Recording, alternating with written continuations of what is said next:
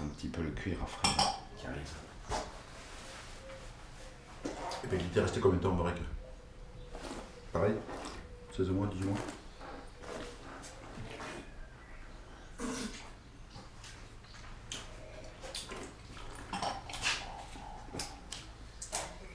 Ça s'oublie bien. Bah, il y avait un gros matériel au départ, hein, beaucoup de potentiel, un gros degré, je crois, 2008. Ah Elle est chaude. Comme les autres. Ouais. 14. 14. C'est bien, hein? Oui, oui, oui. C'est agréable maintenant.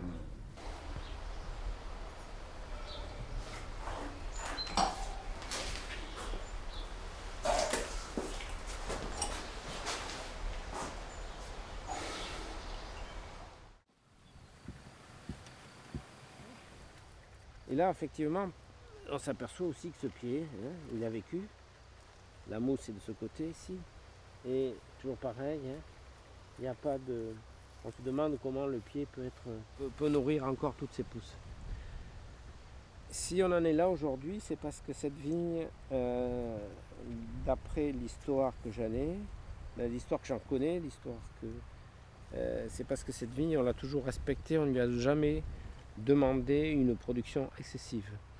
Et comme c'est comme les animaux, comme tous végétaux, pour arriver à un certain âge, il faut effectivement qu'on ait respecté ce pied de vigne.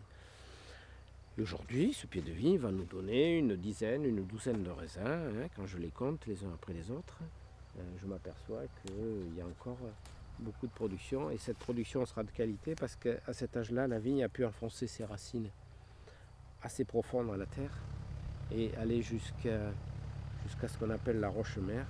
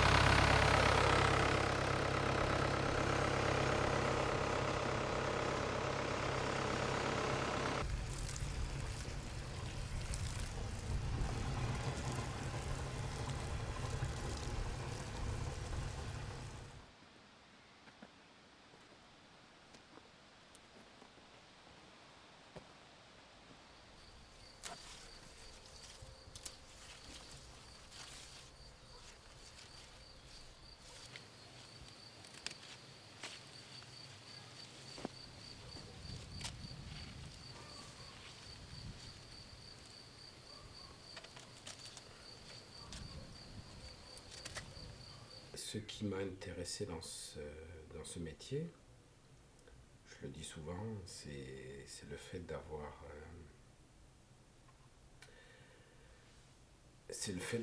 eu un père qui s'intéresse à l'agriculture biologique. Sinon, je pense que je ne serais pas aujourd'hui vigneron. Ça a été un déclic, c'était une période assez bouleversée. Moi, j'avais 14 ans en 68, parce que bien sûr, quand tu as un père qui fait de l'agriculture biologique, à l'époque, c'était une période, c'était une découverte, et c'était très marginal. Et mon père avait, par hasard, hein, il n'a pas été marginal parce que c'était 68, c'est tombé en 60, lui il a commencé en 63, 5 ans après, et ça m'a permis, aujourd'hui, je ne serais peut-être pas vigneron bio, et pas vigneron du tout. J'avais remarqué des affiches indiquant que les traitements avaient été faits par Total. Je me rappelle bien de ça. Et par contre, l'année suivante, il y avait beaucoup plus d'araignées rouges, chose qu'on ne connaissait pas déjà. C'est-à-dire, elles y étaient, mais elles ne faisaient pas de dégâts. Tandis que là, ça les a favorisées et multipliées. Et puis, c'est là justement qu'il a fallu qu'ils traitent.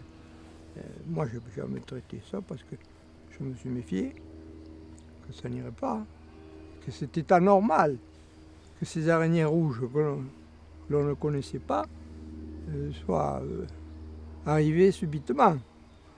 Alors, c'est comme ça que je me suis décidé à essayer autre chose. On était la farce du coin. Bon, enfin, j'ai continué, têtu. J'ai dit, je vais voir, plus loin. Et puis ça m'a donné satisfaction. Alors, il y avait quand même une faune qui se créait, quoi, qui était plus importante que quand les autres, par contre, désherbaient. C'est tout à fait le contraire de ce que je faisais. Ça se fait encore. Les désherbages, je les vois passer là. Hein. C'est pas demain qu'on les arrête. Hein. C'est trop facile. Facile si on veut, mais enfin, ça a des conséquences, il n'y a pas de doute. D'ailleurs, on le voit bien, dans les oiseaux qui sont de plus en plus rares, les hirondelles qu'on voit presque plus, il y a bien quelque chose, en général, qui contribue, je crois. Et puis, voilà, qu'est-ce que vous voulez.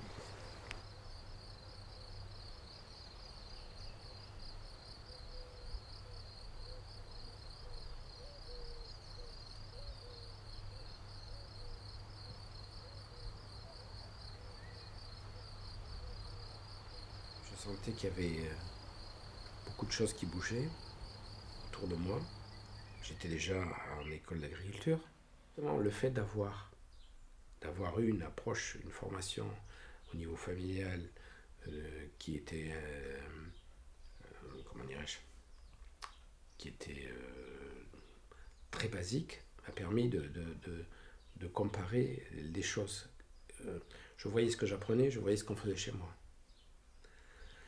Et j'ai très vite compris, à un moment donné, que les choses n'allaient pas toujours dans le même sens. Quand mon père évitait de fragiliser un équilibre par l'utilisation de produits chimiques et que je voyais que tel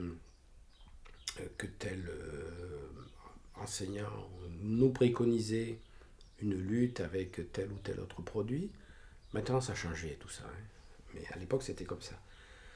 Je posais des questions et effectivement j'étais un peu perturbateur dans la classe parce que je ne posais pas les questions qu'il fallait ou qui n'intéressaient pas le professeur.